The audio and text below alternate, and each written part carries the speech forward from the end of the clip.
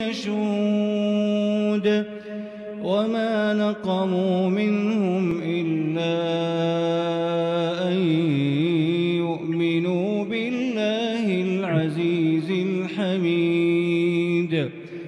العزيز الحميد الذي له ملك السماوات والأرض والله على كل شيء شهيد. إن الذين فتنوا المؤمنين والمؤمنات ثم لم يتوبوا فلهم عذاب جهنم ولهم عذاب الحريق. إن الذين آمنوا وعملوا الصالحات لهم جنات تجري من تحتها الأنهار ذلك الفوز الكبير. إن بطش ربك لشديد إنه هو يبدئ ويعيد وهو الغفور الودود ذو العرش المجيد فعال لما يريد. هل أتاك حديث الجنود فرعون وثمود بل الذين Assalamualaikum كفروا في warahmatullahi تكذيب. wabarakatuh.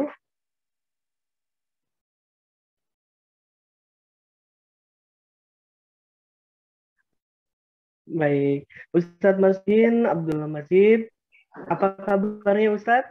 Alhamdulillah, Bang Denjaka sehat. Alhamdulillah. Ya, semoga untuk Ustadz selalu sehat dan ditambahkan rezeki dan berkah ya. Amin. Doain sama. Di sini kita sapa-sapa terlebih dahulu untuk jamaah yang telah hadir Ustadz ya. Iya. Iya. Nanti kita akan mulai untuk kajian. Siap. Selamat malam Pak Kamanto, Pak Bambang, Ibu Ningsi Harsono, Bapak Sukisworo, Bapak Dirgam, Ibu Rofia Ratinini. Bagaimana kabarnya Ibu? Ibu Ratna Saridewi, Ibu Juria, Ibu Lutfia dari cabang Surabaya.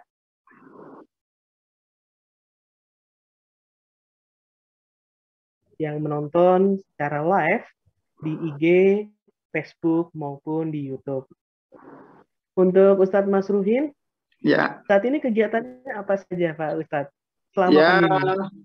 Nguji tesis, nguji skripsi, ngajar online, ceramah online. Besok tanggal 27 memandu acara pembacaan Hizib Nasor NU sedunia, bukan cuma se-Indonesia, NU sedunia, untuk membacakan Hizib Nasor, mendoakan Palestina, walaupun sudah aman, kita tetap doakan ke depannya. Ya, masih aktivitas pesantren, kampus, itu Bang Daya. Ya. Habis umroh masih libur. Alhamdulillah. Ya, jadi untuk yang mendoakan secara nasional tuh, itu per kapan itu Pak Ustadz Masruhin? Bukan nasional, malah dunia. Sedunia. Dunia. Besok tanggal 27 jam 20.00 sampai jam 21. Boleh nanti untuk linknya di-share agar kami juga ikut gabung. Siap. Kebetulan saya kan di PBNU Pusat, saya di PBNU itu di wakil ketua bidang dakwah. Saya juga yang menanganin pengkaderan PBNU. Jadi semua pengkaderan itu di bawah komando saya. Saya di MUI juga, di MUI Pusat, di Komisi Dakwah juga. Itu juga membidangi pengkaderan yang rencana generasi milenial gitu. Baik. Ya, sungguh mulia untuk kajian dan untuk acaranya ya Pak Kiai ya. Ya, untuk Ustadz Masruhin di sini kita mulai saja bagaimana? Dan Monggo, monggo, alhamdulillah di sini monggo. jamanya sudah. Kita mulai saja. Assalamualaikum warahmatullahi wabarakatuh. Waalaikumsalam. Alhamdulillahirrabbilalamin. Alhamdulillahirrabbilalamin. Wassalatu wassalamu ala ashrafil anbiya'i wal mursalin sayyidina Muhammadin wa ala alihi wa ashabihi azmain. Rabbi shrahli sadri wa yassirli amri wahlul 'uqdatam min lisani yafqahu qawli. Amma ba'du. Puji, syukur, marilah kita panjatkan kepada Allah Subhanahu wa Ta'ala yang telah memberikan salawat dan salam tercurahkan kepada Nabi Muhammad SAW, keluarganya beserta sahabat. Semoga kita semua mendapatkan syafaatnya dan mendapat petunjuk hingga hari kiamat nanti. Amin. Tidak kenal, maka tidak sayang. Maka dari itu, perkenalkan saya Jaka, selaku moderator kajian malam ini. Yang kami hormati, Ruhin Abdul Majid, Direksi, Karyawan, serta jamaah pengajian Minggu Meragro. Semoga harinya kita di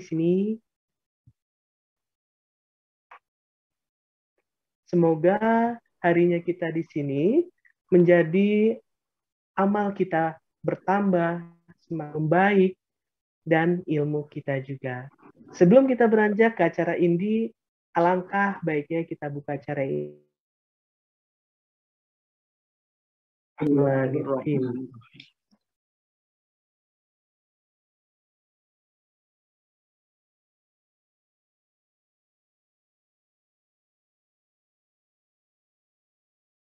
Ustadz Masruhin Abdul Majid dengan tema halal bihalal, adat atau syariat.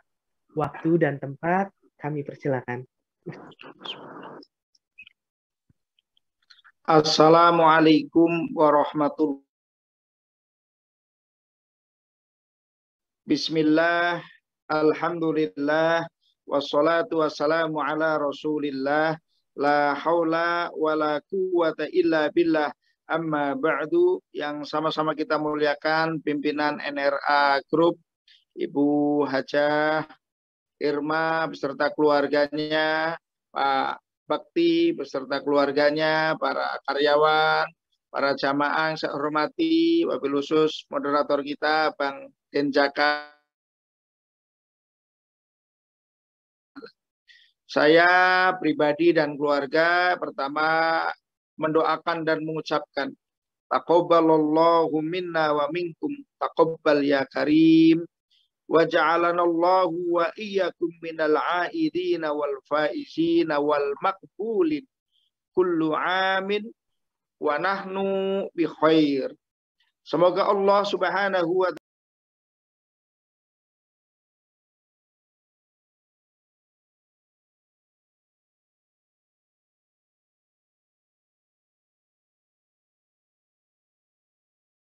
mengabulkan apa yang kita lakukan dan Allah mengabulkan doa-doa kita sepanjang tahun ini, saya dan kalian dalam keadaan baik.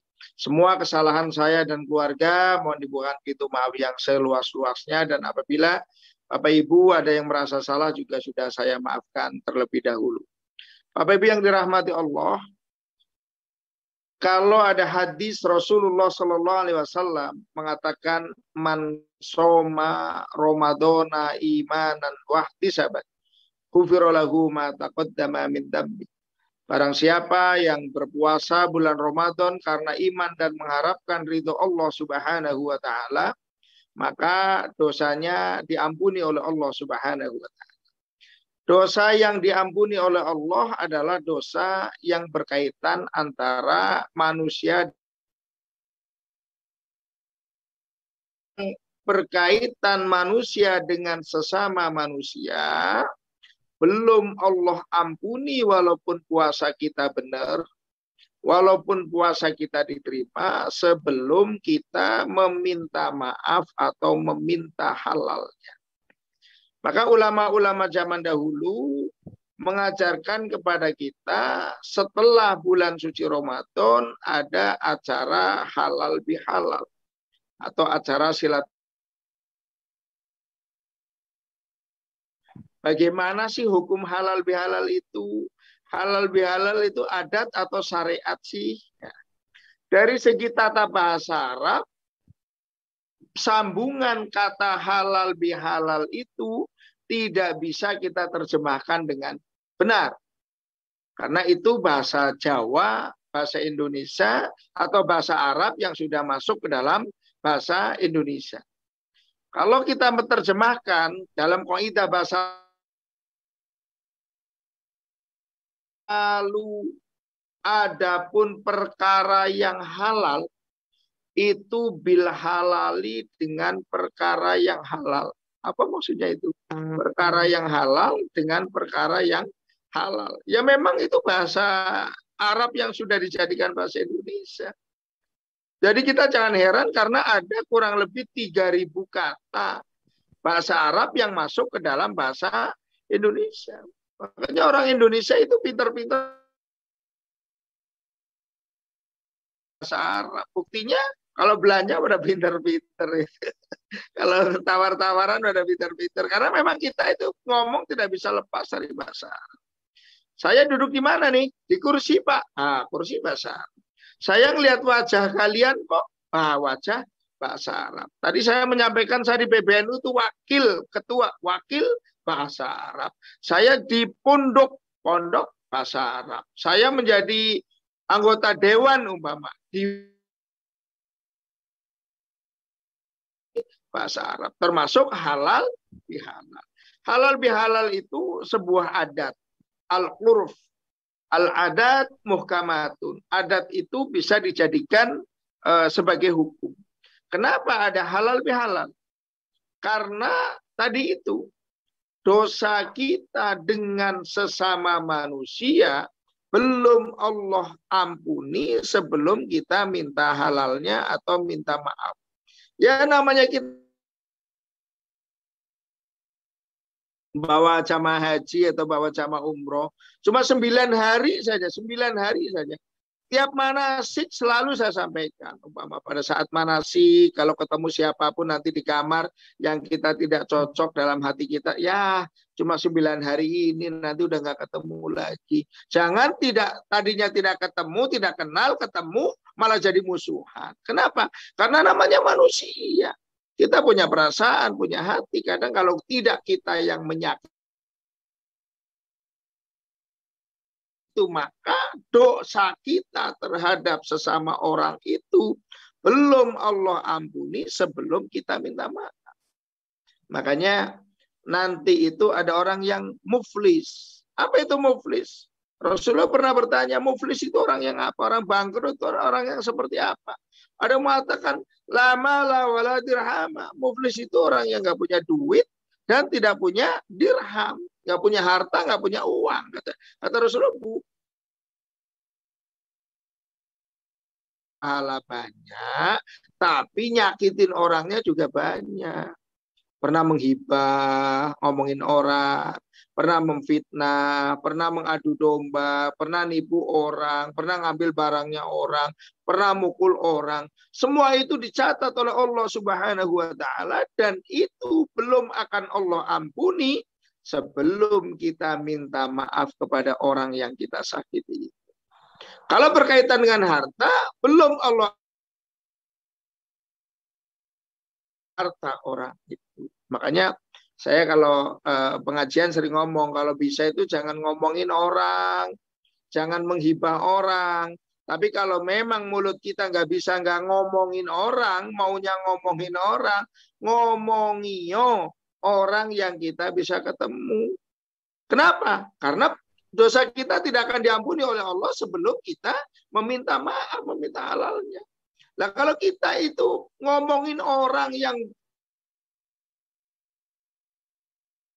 mana kita mau minta maaf, ngomongin kok umpama Presiden Amerika, jelek-jelekin Presiden Amerika, kapan mau ketemu Obama, kapan mau ketemu siapa sekarang yang presiden sekarang, Kita ngomongin ke orang yang tidak mungkin ketemu. Bagaimana kita akan meminta maaf? Kalau bisa jangan ngomongin.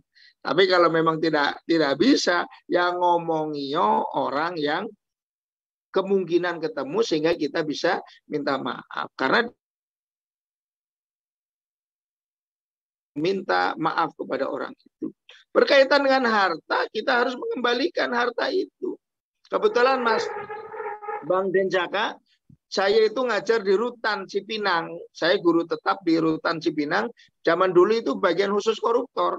Jadi siapapun koruptor itu ketemu saya, ya ngaji sama saya, koruptor mau menteri, mau anggota dewan, mau apa, ya. Tapi sekarang di Cipinang sudah tidak ada koruptor besar karena KPK sudah punya rutan, ya. Uang negara, rakyat Indonesia ada satu saja yang mati kelaparan gara-gara uangnya diambil sama sampean. Itu sampai belum akan Allah ampuni sebelum minta maaf kepada semua rakyat Indonesia. Kalau cuma ke pribadi ke saya sih tinggal cari saya udah meninggal, cari ahli waris saya. Tapi kalau korupsi uang negara, bagaimana orang 240 juta ini? Itu jadi dosa kita baru akan diampuni oleh Allah. Minta maaf kepada orang yang kita sakiti, atau kita mengembalikan harta yang kita ambil, atau kita ngomong. Umpama saya sama Bang Denjaka itu pernah ngambil uangnya 1.000 saja. Umpama dulu sekolah bareng, umpama ya, sekolah bareng ngambil 1.000 saja. Sekarang saya udah jadi ustadz. Dosa 1.000 saya itu belum Allah ampuni sebelum saya minta Mas Jaka, tolong ya, saya ikhlaskan, saya dulu pernah ngambil uang ke sampean, atau nih Mas Jaka, dulu saya pernah ngambil duitmu 1.000. Dan itu ditulis itu, ya. Sekarang kan banyak grup-grup WA, ya. Saya dengan ada grup SMP, ada grup madrasah ibtidaiyah, ada grup pesantren, kadang ledek-ledekan. Kan dulu pesantrennya kan di Banyumas, saya orang Cilacap, ya. Sering ledek-ledekan, yo. Siapa yang dulu di kantin makan mendoan 2 ngomong 1 belum bayar, sekarang datengin ahli waris. Masih tetap dihitung oleh Allah Subhanahu wa taala dan belum akan menjadi diterima tobat kita sebelum kita itu minta halalnya apa yang kita pernah ambil dan apa yang kita pernah makan. Makanya harus hati-hati sekali. Ke perut itu harus hati-hati sekali karena itu efek pada saat kita.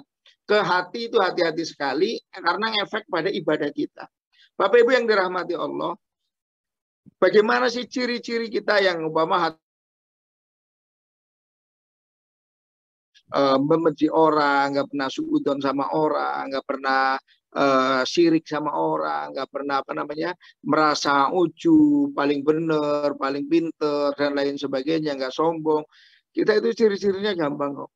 Kalau kita gampang untuk sholat malam, itu artinya hati kita itu tidak kotor. Kalau saya susah sholat malam, berarti hati saya kotor. Bapak Ibu subuhan aja kesiangan, itu ciri-ciri hati kita kotor. Bagaimana sih ciri-ciri hati kita itu senantiasa connect kepada Allah? Hati kita itu sebetulnya ngucapin Allahnya itu pada saat kita ibadah atau malah pada saat ibadah juga hatinya kemana-mana. Itu gampang kok kita mendeteksi orang itu. Kalau ada orang, kalau saya Mas Rohin kepleset, terkejut, yang keluar dari lisan saya itu kalimat-kalimat thayyibah, berarti hati kita connect dengan Allah. Coba aja Bang Jaka kalau kepleset naik motor, yang keluar itu apa yang keluar? Ya itulah yang biasa yang connect dalam hati itu.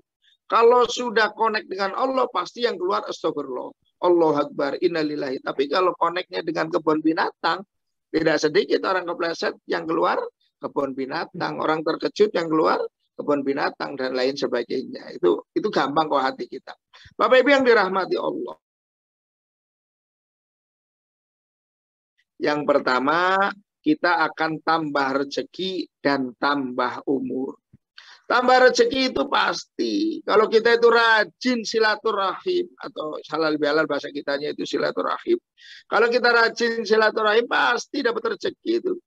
Apalagi kita orang ketimuran, minimal itu teh manis itu. Minimal banget itu ya aqua atau air putih, minimal banget itu air putih. Kita mendapatkan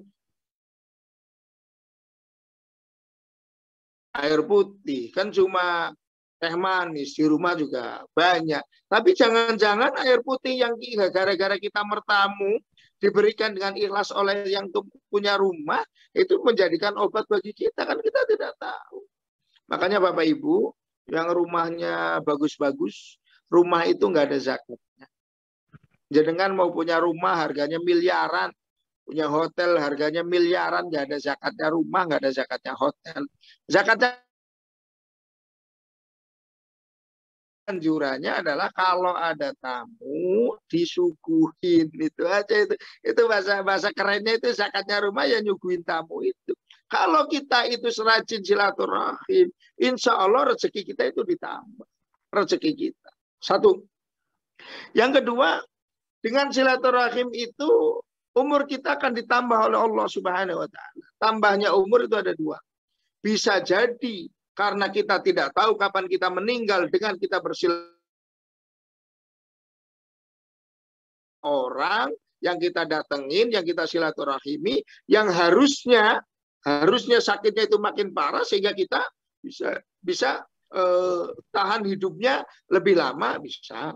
Itulah lahiriahnya. Tapi batiniahnya adalah kita panjang umur apabila kita pada saat kita rajin silaturahim, kemanfaatan hidup kita akan bertambah. Apa kemanfaatan hidup kita? Kita sudah meninggal. Umur kita itu tidak lama di dunia. Tapi ternyata karena kita rajin silaturahim, Allah itu mengingatkan kita kembali. Orang-orang setelah kita itu ingat kita. Oh, dulu ada orang namanya Pak ini, dulu ada orang namanya Pak ini. Padahal orang itu sudah meninggal ratusan tahun. Coba, sekarang kita ini, Bang Denjaka ya, saya itu dosen ya. Siapa bapakmu? Namanya ini Pak. Siapa bapaknya bapakmu? Ini Pak. Siapa bapaknya kakekmu? Sudah nggak tahu. Dan itu hampir semuanya. Bahkan yang tidak tahu kakeknya itu banyak sekali. Siapa bapakmu? Ini. Siapa bapaknya bapakmu? Nggak tahu. Padahal saya sering ngomong. Padahal warisanmu, rumahmu itu bisa jadi dari kakekmu. Kenapa kamu tidak kenal? Karena kakeknya itu tidak meninggalkan sesuatu yang diingat-ingat. Tapi kalau kita rajin silaturahim, lalu Allah menjanjikan melalui Rasulnya kita panjang umur, bisa jadi kita sudah meninggal ratusan tahun, puluhan tahun, tapi ada orang yang mengingat-ingat kita. Oh, dulu ada orang namanya si Fulan, dulu ada orang namanya Fulan. Ada contohnya kok. Kalau Rasulullah Shallallahu Alaihi Wasallam sudahlah, pasti itu ya. Usianya cuma 63 tahun, jaraknya 1.500 tahun. Sampai Nabi Adam, kenal kita. Rasulullah Muhammad bin Abdullah bin Abdul Muttalib, sampai bin Sis bin Adam alaihissalam. Ada. Atau ke bawahnya lagi. Khalifah Umar bin Abdul Aziz, itu cicitnya Khalifah Umar bin Khattab. Berarti udah cucu, anak, cucu, cicit. Ya. Buyut. Sudah keturunan keempat. Hidup di dunianya itu hanya 3 tahun. Itu seumur siapa itu? Ya, Bang Jaka kali ya, Bang Denjaka mungkin ya. Saya sudah 40 lebih. Usianya cuma 38 tahun, jaraknya dengan kita ratusan tahun. Bahkan 1000 tahun lebih. Kita masih kenal siapa Khalifah Umar bin Abdul Aziz. Padahal di dunia hanya 38 tahun. Kenapa? Karena umurnya panjang. Walaupun sudah meninggal, kita masih mengenalnya. Imam Syafi'i radhiyallahu anhu, hidupnya hanya 54 tahun. Jaraknya kita dengan Imam Syafi'i sekarang 1238 tahun. 1238 tahun. Kita masih kenal siapa Imam Syafi'i. Apa karyanya Imam Syafi'i. Siapa bapaknya Imam Syafi'i. Imam Ghazali 55 tahun. Imam Nawawi 55 tahun. Jadi banyak sekali ulama-ulama yang orang-orang yang dulu hidup di dunianya hanya berapa tahun, tapi karena Allah berikan umur panjang, sehingga sampai sekarang kita masih mengenalnya. Itu yang pertama. Yang kedua, silaturahim atau bertemu saudara. Silah itu bertemu, rahim itu sanak saudara. Itu pertama akan meningkat menjadi silatul amal. Apa itu silatul amal? Bertemu saling beribadah. Virtual ya, melalui Zoom. Dengan silaturahim ini, saya tadi mengucapkan salam. Saya mengucapkan salam, mendoakan Bapak Ibu 3 hal. Dan saya mendapatkan doa, mendapatkan pahala karena saya mendoakan kebaikan untuk saudara saya. Semoga Allah memberikan keselamatan untuk Anda, Allah memberikan rahmatnya untuk Anda, Allah memberikan keberkahan untuk Anda.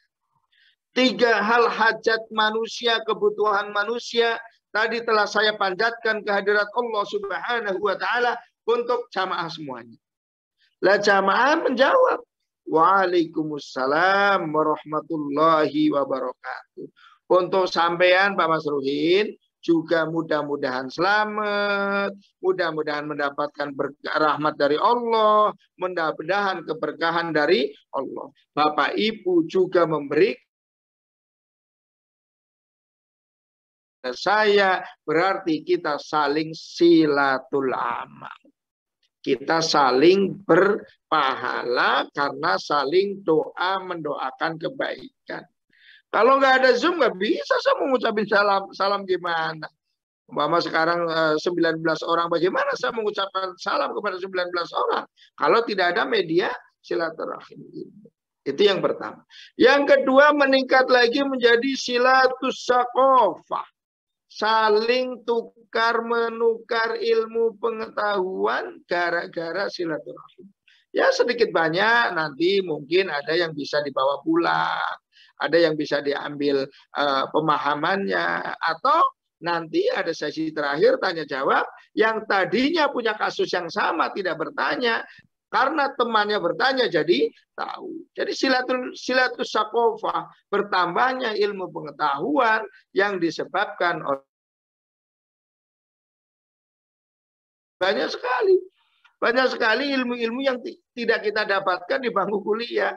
Kebetulan saya udah selesai kan, saya udah nggak ada kuliah lagi. Kalau udah S3 mau kuliah apa lagi, tinggal nungguin. Kalau nggak gelar prof ya gelar ALM almarhum ya, itu aja, nggak ada gelar lagi. Nggak, banyak sekali yang kita tidak temukan di bangku kuliah, S1, S2, S3, SMA, SMP, madrasah ibtidaiyah, di pesantren nggak ketemu. Pak Ustaz, ini kaki saya kok pegel ya? Oh minum ini coba. Loh, di kuliah nggak ketemu ternyata obatnya. Umpama minum suruh ngerebus daun apa gitu loh. Ketemunya di silaturahim. Makanya silatus saqafah. Dari silaturahim, dari ketemu itu menjadi silatus saqafah. Saling tukar menukar ilmu pengetahuan, apalagi tentang ilmu kemasyarakatan. Orang yang lebih tua biasanya lebih ngerti kemasyarakatan. Ya, walaupun pendidikannya di bawah kita. Lebih ngerti daripada kita. Silatus saqafah. Yang tertinggi dari silaturahim adalah silaturruh, adanya ikatan batin antara orang yang biasa silaturahim. Coba kita semua kadang itu nengokin orang sakit. Kita semuanya tahu nengokin orang sakit pahalanya besar. Kita semuanya tahu apa, tidak semua orang sakit kita tengokin. Anggaplah sama-sama jamaah, umpama sama-sama jamaah. Belum tentu kita itu semua jamaah sakit kita tengokin. Ada yang kita tengokin, ada yang tidak kita tengokin.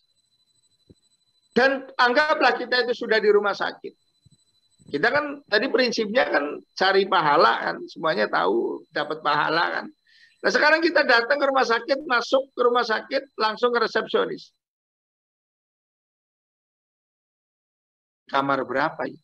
Di kamar nomor 5. Kamar nomor 5. Kita ke kamar nomor 5 pasti ngelewatin kamar nomor 1, 2, 3, 4, baru 5. Kalau orientasinya pahala, kenapa kita nggak masuk kamar 1? Kamar 1, Assalamualaikum. Pak, sakit apa? Sakit apa, Pak? Sakit ini, ya mudah-mudahan cepat sembuh ya. Pahala. Pindah kamar 2. Doain lagi sakit apa? Cepat sembuh ya. Kamar 3, kamar 4, baru 3, 4 kelewat. Toh anggaplah kita masuk itu hanya berapa menit. Anggaplah 4 kamar, kalau 3 menit cuma 12 menit. Kenapa kita langsung tahu kamar 5 langsung jalan ke kamar 5? Kamar 1 cuek, kamar 2 cuek, kamar 3 cuek, kamar 4 cuek. Langsung ke kamar 5. Kamar 5 jauh lebih lama daripada 12 menit yang harus kita lewati. Kenapa? Karena di kamar 5 ada orang yang biasa silaturahim, sehingga ada ikatan 2, 3, 4 tidak kita ketemu, tidak ketemu, tidak pernah silaturahim dengan kita, sehingga kita cuek terhadap kamar 1 dan 4. Padahal kalau orientasinya pahala, sama-sama dapat pahala. Bisa jadi yang 1 sampai 4 pahalanya lebih besar, karena kita mendoakan orang yang tidak kita kenal. Karena kita tidak pasti ikhlas karena mendoakan orang yang tidak kita kenal. Kalau kamar 5, ya kemungkinan ikhlas. Tapi muncul tidak ikhlasnya juga karena nggak enak. Bukan karena Allah itu akhirnya kan. Karena nggak enak. Oh iya, kemarin saya pas sakit ditengokin. Nah, bukan karena Allah kan akhirnya. Karena apa? Karena dulu pada saat ditengokin. Jadi cuma balas saja. Jadi Bapak Ibu yang dirahmati Allah, silaturahim halal bihalal itu prosesnya atau acaranya itu adat. Tapi isinya adalah syariat. Jadi kalau ada pertanyaan halal bihalal, adat atau syariat? Jawabannya acaranya adat, isinya syariat. Kenapa? Di negara lain itu tidak ada acara halal bihalal. Isinya syariat. Kenapa syariat? Ya, karena di dalamnya ada kajian, di dalamnya ada jabat tangan, ada unsur sodako, ada mendengarkan Al-Quran. Itu semuanya dianjurkan oleh Allah melalui Rasulullah Shallallahu Alaihi Wasallam. Jadi bagi kita yang mau mengadakan halal bihalal, ya silakan. Tapi jangan mewajibkan halal bihalal, karena itu hanya adat. Ya silakan, jangan mengadakan, tapi jangan mengharamkan halal bihalal. Kenapa? Karena di dalamnya ada syariat. Jadi adat yang dimasukkan atau syariat yang dimasukkan ke dalam adat. Bagaimana cara kita menyikapinya? Segala sesuatu yang tidak ada contohnya, namun tidak ada larangannya, maka itu boleh dilakukan selagi tidak agama atau aturan Rasulullah dan Allah Subhanahu wa taala. Walaupun tidak pernah dilakukan oleh Rasulullah Shallallahu alaihi wasallam, yang penting tidak ada larangannya. Sama dengan contohnya halal bihalal. Bapak Ibu yang dirahmati Allah, masih ada kita di bulan Syawal, saya menyampaikan sebuah hadis. Man soma Ramadana summa atba'ahu sittam min sawalin kana lahu kasyamid dahri. Barang siapa yang puasa bulan Ramadan lalu diteruskan dengan puasa sunnah Syawal 6 hari, maka seakan-akan orang itu puasa 1 tahun penuh. Ayo Bapak Ibu jamaah, ayo bareng-bareng kita puasa sunnah 6 hari terus-terusan. Tapi boleh dicicil. Sekarang kemarin udah umpama baru 2 hari, minggu ini 2 hari lagi, minggu besok 2 hari lagi, monggo. Yang penting masih dalam waktu di bulan Syawal. Bagaimana? Bapak Ibu yang umpama puasa Ramadannya itu punya utang, mana yang harus didahulukan? Puasa Syawal dulu atau bayar hutang dulu? Semuanya ada dasarnya. Bagi Bapak Ibu yang mau puasa bayar hutang dulu silahkan. Kenapa? Dalilnya hutang wajib, puasa Syawal sunnah. Kalau bagi Bapak Ibu yang mau puasa sunnah Syawal dulu, monggo. Belum bayar hutang, puasa sunnah Syawal dulu, monggo. Kenapa? Syawal batasnya 1 bulan, bayar Saban kita masih boleh bayar hutang. Yang penting dalam hati niat, nanti setelah Syawalan saya bayar hutang. Bapak Ibu yang dirahmati Allah, itu mukadimah dari saya, karena saya yakin para jamaah juga sudah mahir agama semua. Ayo kita bareng-bareng diskusi saja ya. Senang saya kalau banyak diskusinya. Pada Bang Denjaka kami silakan. Terima kasih Ustadz Masruhin Abdul Majid atas penjelasannya mengenai halal bihalal ada kami dan menjalankan serta mengamalkan dalam kehidupan sehari-hari. Selanjutnya, yang sudah kita tunggu-tunggu akan kita lanjutkan sesi tanya jawab. Jamaah yang dirahmati Allah, bila ada pertanyaan silakan langsung aktifkan mic-nya atau bisa bertanya di chatting. Insya Allah kami akan membacakan. Sambil kita menunggu pertanyaan dari jamaah, izinkan Bang Denjaka dan pertanyaannya tidak harus sesuai dengan materi ya, apa aja monggo. Baik. Ya, jadi menjalin silaturahmi sebetulnya adalah hal yang biasa dilakukan umat Islam pada lingkungan terdekatnya. Ya. Berbakti pada orang tua serta menjalin hubungan baik dengan saudara dan kerabat menjadi kewajiban yang dilakukan muslim tanpa banyak tanya atau mengeluh. Namun dilakukan karena berbagai sebab.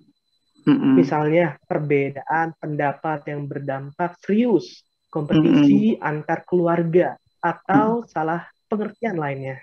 Akibatnya silaturahmi menjadi sekedar formalitas yang dilakukan saat momen tertentu. Pertanyaannya, bagaimana caranya agar silaturahim melekat di hati atau ada ikatan batin, tidak hanya sekedar formalitas saja? Mohon jawabannya. Terima kasih. Terima kasih Bang Denjaka. Ya memang banyak yang seperti itu. Bahkan di dalam Al-Quran itu sudah disebutkan. Orang-orang itu tahsabuhum jami'an wa qulubuhum syatta. Fisiknya sih bareng, fisiknya. Tapi hatinya itu nggak pernah bareng. Itu Al-Quran itu udah nyebut itu. Tahsabuhum jami'an. Ngobrol bareng, ngopi bareng, duduk-duduk. Tapi hatinya ternyata gontok-gontokan. Nah, bagaimana caranya? Satu, sebetulnya syariatnya, kalau kita berjabat tangan, Bang, kita berjabat tangan ini terlepas dari pandemi ya, jabat tangan yang dianjurkan dalam Islam bertemunya ini dengan ini.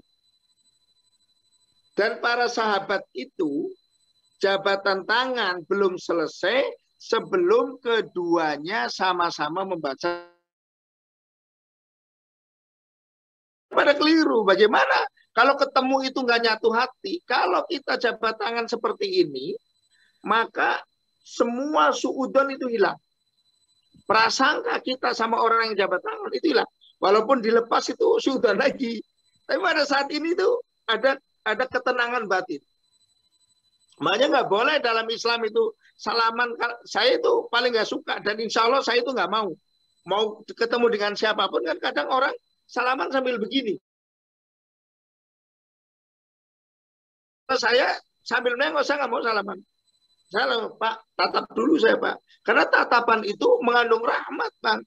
Pada saat salaman, jabat tangan seperti ini, apalagi kita sambil nyapa, kalau para sahabat lama sambil pelukan, sekira-kira orang baca surat Al-Ikhlas. Nah, sekarang bagaimana nggak tahsabuhum jami'an wa qulubuhum syatta? Bagaimana nggak fisiknya nggak bersatu tapi hatinya pada keluar? Karena jabatannya pada seperti ini. Iya kan? Ada seperti ini. Ya tentu laki dengan laki, perempuan dengan perempuan. Nah sekarang laki sama laki aja salaman begini gimana? Gimana suudon terus kan, satu itu. Yang kedua, anak sama orang tua ini juga. Kita sama-sama koreksi. Anak sama orang tua termasuk mahasiswa lah. Ya, karena mahasiswa itu sekarang sungkemnya salah semua. Sungkemnya kemana? Sini. Nah, sungkem pada ke sini sekarang sungkemnya. Lu pada ke sini, ada yang sungkemnya malah begini. Loh, apa-apaan ini siapa yang tangannya? Bahkan orang tua cium bolak-balik orang tua. Nah sekarang mana? Salaman sama orang tua begini. Ya pantesan. Ruhnya itu nggak kena. Kenapa ruhnya nggak kena? Karena pada salah. Bagaimana caranya? Ayo kita bareng-bareng. Kalau kita ketemu orang, coba salamannya begini. Tatap wajahnya. Tatap wajahnya. Senyum. Insya Allah semua suudon akan hilang. Dan kita harus kampanyekan itu Bang Dejaka.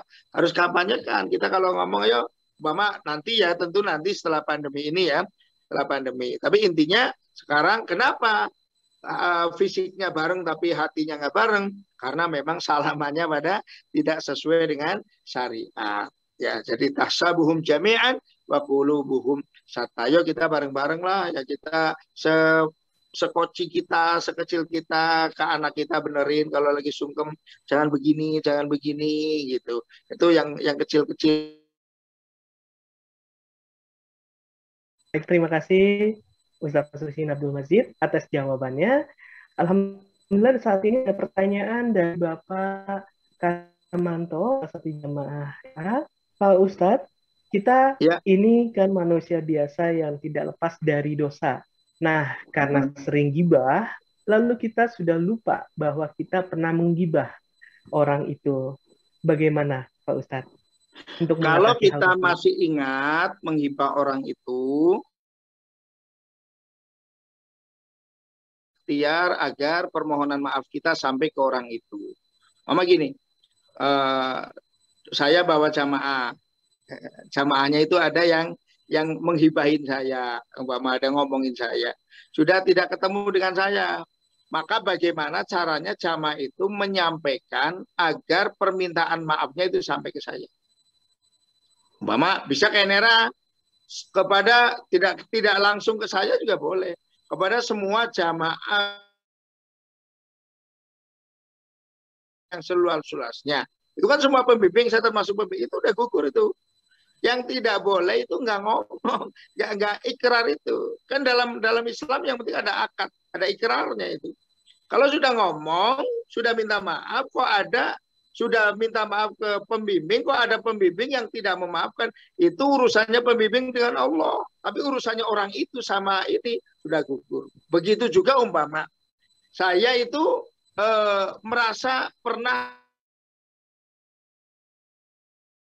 semua jamaah NRA baik haji maupun umroh, saya mohon dibuka pintu maaf yang seluas-luasnya, di share yang kira-kira sampailah ke orang itu gitu ya. Umpama di NRA ada semua grup kan ya, semua grup itu sampailah kira-kira sampai. Kalau ada orang yang tidak mau memaafkan, itu urusannya orang itu sama Allah. Urusan saya dengan orang yang saya ibahin sudah selesai. Makanya orang-orang dulu setiap orang-orang dulu itu kalau setiap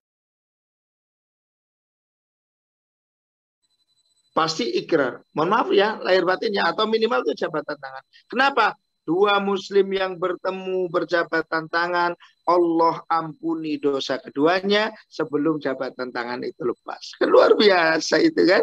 Sekarang kita ketemu nggak pada mau jabatan tangan. Mama seperti itu. Hanya ikrar saja Pak. Jawabannya yang penting kita ikrar dan ikhtiar. Terus untuk kita. Nah, untuk kita. Itu kan tadi kita yang menghibahkan.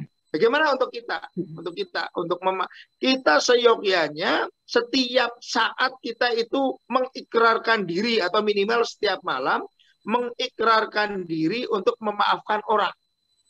Suatu ketika Rasulullah sedang di dalam masjid, Rasulullah bersabda, sebentar lagi akan ada ahli surga masuk.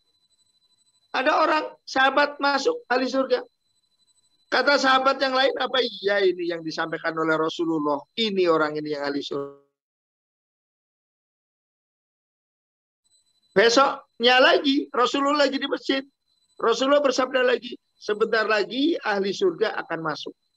Masuk orang itu lagi. Wah, bahasa kita, ini potongannya begini kok udah 2 kali. Sudah 2 kali sampaikan Rasulullah ahli surga. Ini apa iya orang ini? Masih pada tanda tanya, apa iya nih orang ini ya? Rasulullah berikutnya, hari berikutnya sedang ngobrol lagi. Rasulullah bersabda lagi, sebentar lagi akan ada ahli surga masuk. Masuk orang itu lagi. Sampai sahabat itu bertanya-tanya, apa amalan orang ini? Kok dinas oleh Rasulullah itu ahli surga. Akhirnya sahabat yang penasaran minta izin untuk bermalam di rumahnya orang itu. Malam pertama diamati, ini orang ini ibadahnya biasa aja. Tidurnya ngorok-ngorok juga ini. Besoknya sama ibadahnya biasa aja. Ketiganya baru berani tanya, Pak, saya itu sebetulnya penasaran, Pak. Anda itu bagian dari orang yang mau masuk surga. Apa sih amalannya jenengan itu apa sih?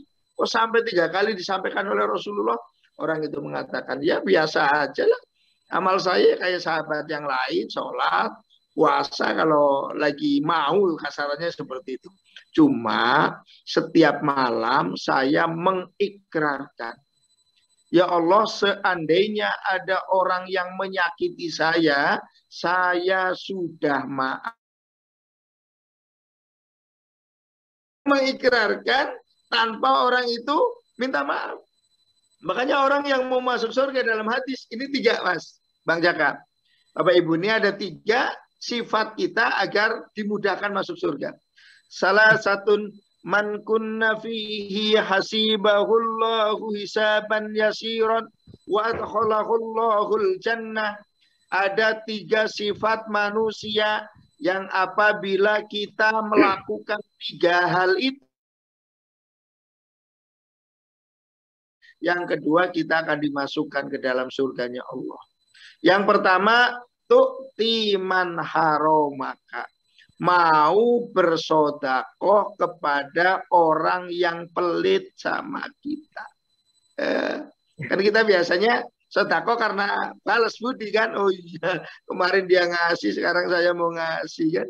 Ini mau bersodakoh kepada orang yang tidak pernah sodakoh sama kita. Orang yang sodakoh kepada orang itu. Ini jarang nih. Biasanya karena balas ini. Biasanya karena dia baik, jadi kita baik. Nah, yang kedua, wata'fu amman dzalamak. Kita mau memaafkan orang yang mendolimi kita. Nah, kalau orang yang nggak dolimin kita, kita maafkan biasa. Ini orang yang udah nyakitin kita mau memaafkan itu loh. Itu ciri-ciri orang yang memaafkan orang yang menganiaya. Itu sudah dilakukan oleh sahabat yang tadi dinas oleh Rasulullah akan masuk surga. Bahwa setiap malam itu mengikrarkan, kalau ada orang yang mendolimi saya, sudah saya maafkan tanpa harus menunggu orang itu minta maaf sama kita. Yang ketiga, watasil amman qata'aka. Kita mau menyambung silaturahim kepada, ini susah nih Bapak Ibu. Biasanya kita WA sekali nggak dijawab, udah langsung sombongnya. Besok saya udah nggak mau WA lagi dah. Sombong banget, cuma dibaca tok seperti itu. Lah kita itu calon ahli surga itu senantiasa menyambung silaturahim. Walaupun orang itu mutus silaturahim sama kita. Jadi 3 hal itu tadi yang nanya, mudah-mudahan Pak Karmanto ya, mudah-mudahan bisa dipaham, yaitu kita ikrarkan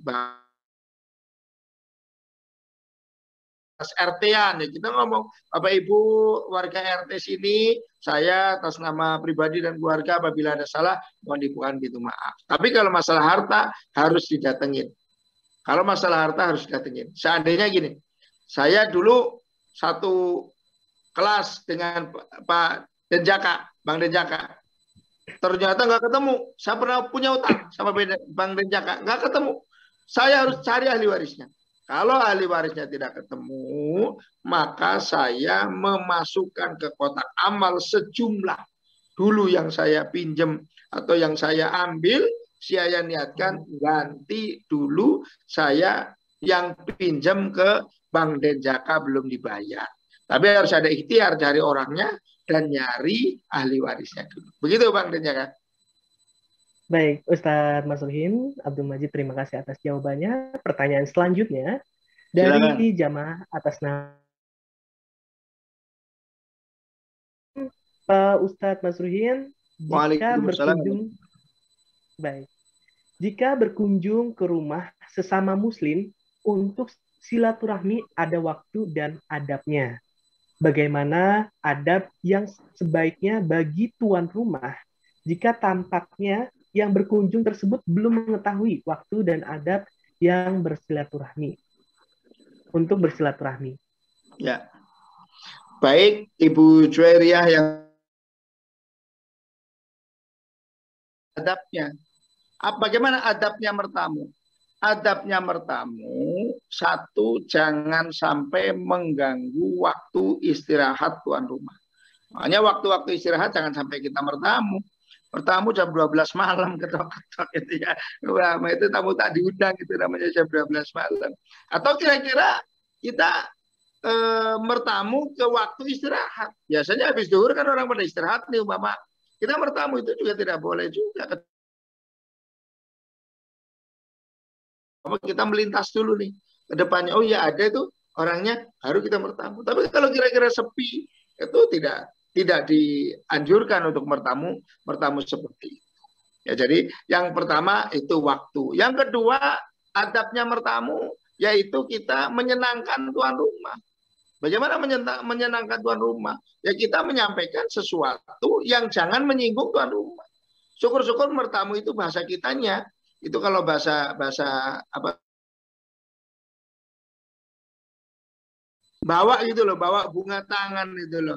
Nah, minimal itu bawa bunga tangan. Itu untuk menyenangkan apa? Tahaddu, tahabbu. Saling memberi hadiah lah kalian, nanti akan timbul rasa sayang di antara kalian. Jadi tahaddu dulu. Kita memberi hadiah dulu. Ya hadiah kan nggak harus apa gitu ya. Kalau orang kampung mertamu ya jangan mengada-ada sampai ngutang umpama. Ya hasil kampung, pisang, kacang, terong atau apa ya hasil pertanian kampung. Ya kan yang penting kan tahaddunya itu, niatnya itu. Ya jangan sampai kita niat pula, wah nanti saya bawa ini, nanti pulangnya bawa apa gitu loh. Makanya ada cerita anekdot ini Bang Jaka. Ada kiai didatengin sama santrinya, ya, datengin sama santrinya, dengan ikhlas santrinya itu membawa singkong. Tahaddu, karena bawa maka kiainya itu pulangnya bawain. Ternyata kiainya itu nggak punya apa-apa, adanya cuma anak kambing. Akhirnya udah Bu, kita nggak ada apa-apa, ada anak kambing, kasihkan saja itu sama santri itu. Dibawain sama anak kambing. Ketemu sama teman santri. Dari mana? Dari Pak Kiai. Kamu bawa apa? Bawa anak kambing. Apa ini? Hadiah dari Pak Kiai. Emang kamu tadi bawa apa ke rumah Pak Kiai? Bawa singkong. Lah, karena yang satu itu niatnya tidak ikhlas, ini bawa singkong aja pulangnya bawa anak kambing. Saya mau bawa yang lebih banyak dari singkong. Belilah jeruk dan lain sebagainya, buah-buahan, dibawa ke Pak Kiai dengan harapan dapat induknya kambing. Ini kan niatnya udah gak benar kan? Bawa tapi niatnya gak benar. Masuk ke Pak Kiai, ya sekali lagi orang tua, Pak Kiai kan orang tua ya, untuk memberikan yang terbaik untuk anaknya. Ngomong ke ibunya, ada apa Bu? Ini santri bawa banyak. Nggak ada apa-apa Pak. Cuma ada singkong tadi dari santri Fulan. Ya udah singkong aja dibawain ya. Jadi yang tadi bawa singkong pulangnya bawa kambing. Yang ini karena niatnya mendapatkan lebih baik daripada yang diberikan, maka akhirnya bawa singkong karena adanya cuma singkong. Bapak Ibu yang dirahmati Allah, itu adabnya kita pertama satu cari waktu dengan tuan rumah, yang ketiganya tahaddu, kita usahakan membawa bunga tangan itu. Ya, Lah bagaimana adabnya sahibul bait? Mangkana yu'minu billahi wal yawmil akhir. Barang siapa yang beriman kepada Allah dan hari akhir, fal yukrim devahu. Maka kita harus memuliakan tamunya. Maksudnya apa? Setidak senang tidak. Sudah assalamualaikum, maka berwajahlah yang cerah. Jangan menunjukkan wajahnya tidak suka, apalagi menunjukkan nggak suka itu tidak boleh. Ya harus kita hormati. Kenapa? Karena sudah masuk rumah, sudah jadi tamu kita. Kecuali WA itu boleh. Ustaz, saya mau bertamu ya. Waduh, saya lagi nggak bisa nih, lagi sibuk. Itu boleh. Tapi kalau sudah nyampe depan rumah, ya itu udah tamu saya. Itu harus kita muliakan. Itu harus kita suguhi. Dan Imam Syafi'i radhiyallahu anhu memberi contoh kepada kita kalau kita bertamu makannya banyak. Imam Syafi'i, kenapa makannya banyak? Disuguhin makanan kok banyak? Iya, karena saya niat menyenangkan tuan rumah. Jadi kalau kita disuguhin makannya dikit kan tuan rumah, aduh, udah dimasakin banyak-banyak, yang dimakan dikit. Tapi kalau kita makannya lahap itu tuan rumah, apalagi sambil minimal yang muji, waduh masakannya enak banget tuh dan lain sebagainya. Dia nanti akan tumbuh rasa sayang di antara kita. Gitu, Bang. Baik. Untuk pertanyaan selanjutnya atas nama Bapak Sukisworo. Assalamualaikum Ustadz. Bagaimana solusinya jika kita memiliki kesalahan yang sudah lama dan tidak dapat bertemu dengan orang tersebut atau ahli waris? Apakah cukup dengan istighfar saja? Ini orang Pak Sukisworo ini orang Purwokerto ini, Pak Den, nih jamaah saya dari Purwokerto ini waktu umroh kemarin sebelum corona. Jadi kalau kita sudah ikhtiar, sudah memang tidak ketemu dengan orang yang kita salahin atau ahli warisnya karena memang sudah lama, dulu kita belum ingat atau belum tahu bagaimana cara tobatnya, ya bisa dengan istighfar dan mendoakan orang yang kita pernah berbuat salah itu. Mama gini, saya dengan Bang Denjaka pernah berbuat salah. Saya astagfirullahaladzim, ya Allah ampunilah saya, ampunilah Bang Denjaka. Dengan kita memohonkan ampun kepada orang yang kita salahi, insya Allah itu sebagai pengganti ikrar kita bahwa kita pernah bersalah kepada dia. Tobatnya seperti itu, tapi dengan catatan kita sudah berikhtiar untuk mencari. Begitu, Bang Denjaka. Baik, terima kasih Ustaz Masruhin. Sambil menunggu pertanyaan dari jamaah, apa saja keutamaan mempertahankan silaturahmi dan memutus silaturahmi? Silakan. Baik, silaturahim itu tadi satu, kalau kita rajin silaturahim, rezeki kita ditambah, umur kita makin berkah. Jadi rezekinya banyak, umurnya berkah. Yang kedua, dengan silaturahim, maka kita akan menjadi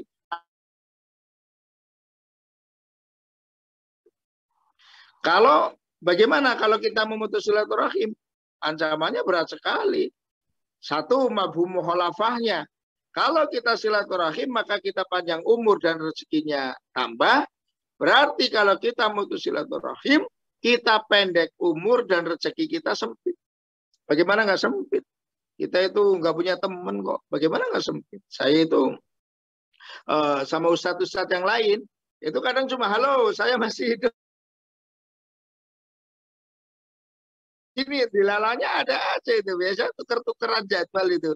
Tuker-tukeran jadwal. Atau saya pada saat saya double, saya tentu nyari teman ustadz yang biasa silaturahim sama saya. Oh ini nih, suruh kesini, suruh gantiin seperti itu. Itu tambah rezeki. Bagaimana kalau kita tentang umur? Ya dengan kita silaturahim, maka pada saat ada orang yang tahu atau kita komunikasi dengan dia, pasti terakhirnya, ya mudah-mudahan sehat ya, mudah-mudahan panjang umur ya. Itu kan didoakan. Kalau nggak silaturahim, itu ini grup minimal ya kita nyapalah setiap hari katanya biar menunjukkan bahwa kita itu masih hidup kan seperti itu. Jadi dengan silaturahim banyak. Yang kedua, kalau kita memutus silaturahim, hadisnya sangat keras. La yadkhulul jannata qati'un. Tidak akan masuk surga orang yang memutus silaturahim kepada orang yang suka memutus silaturahim. La yadkhulul jannah. Tidak akan masuk surga. Ya. Begitu Bang Jaka. Baik, terima kasih Ustadz Masruhin.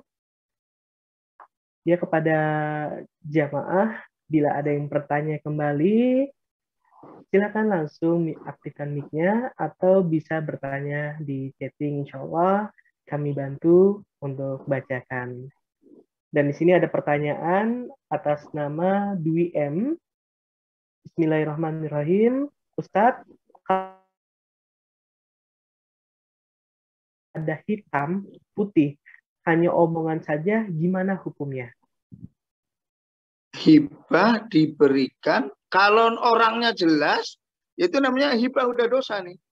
Saya ngomongin tentang Bang Jaka. Jelas itu yang saya sebut itu Bang Jaka, yaitu hibah. Tapi kalau saya tidak menyebutkan nama, itu ya namanya bukan hibah.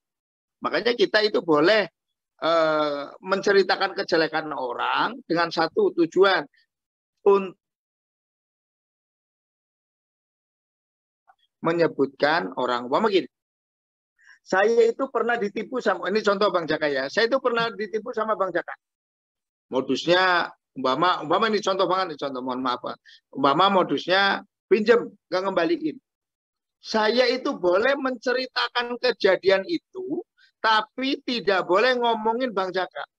Contohnya gini, nanti kalau ada teman-teman NRA yang pinjam, umpama ini contoh ya, sekali lagi contoh ya, dikasih dan lain sebagainya, itu boleh. Tapi kalau Bang Jaka itu pinjam nggak mau balik, itu tidak boleh, ya. Tidak boleh menyebutkan nama. Dan sekarang itu luar biasa kok, Bang, hibah itu luar biasa. Menurut saya para tokoh agama juga sekarang pada melampiaskan kemarahannya itu di speaker itu, di mic itu. Saya juga kadang heran, ini apa sih caci makian kok di panggung, kok mencaci maki orang, mencaci maki pemimpin dan lain sebagainya. Ya, menurut saya itu tidak bukan makomnya, bukan tempatnya itu. Ya kalau kita mau mengkritik ya sekarang banyak kok, pakai surat kirimkan. Ya, dan kritik itu yang benar adalah dengan saran. Kalau kritik itu namanya omong kosong. Bagi kita akademisi nggak ketemu itu. Bagi dosen kalau ente mau ngeritik orang ya pakai saran. Jadi kritik disertai sarannya, harusnya seperti ini. Kalau cuma ngomong kejelekan orang, ya pasti ketemu. Ya begitu.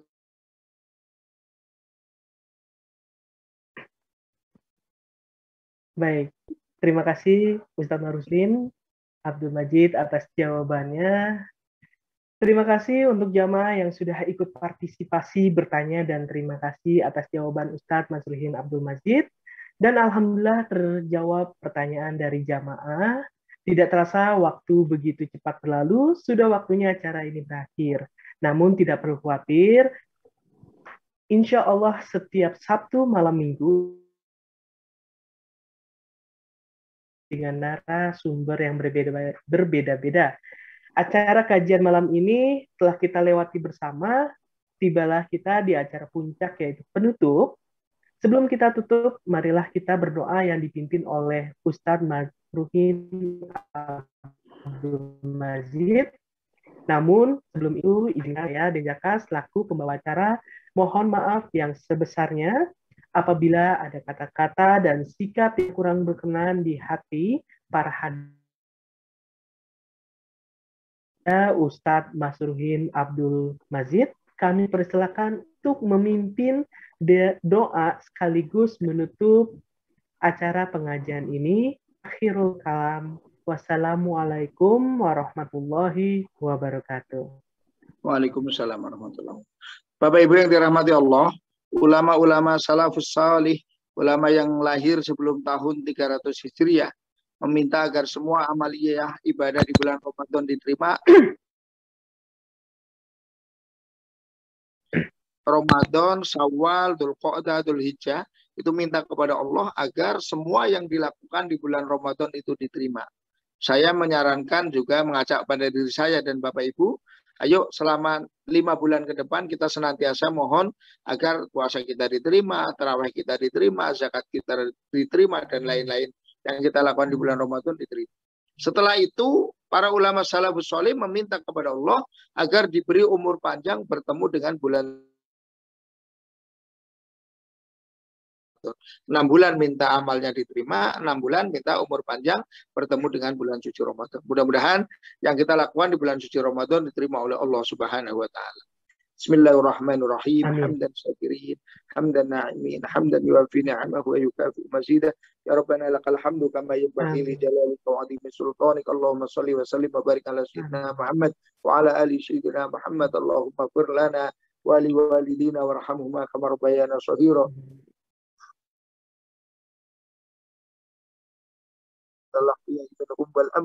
اللهم زدنا علما نافعا ورزقا واسعا حلالا وبركة في الدين والدنيا والآخرة. اللهم تقبل صلاتنا وصيامنا وقيامنا وركوعنا وسجودنا وزكاتنا وعمرتنا وحجنا برحمتك يا أرحم الراحمين.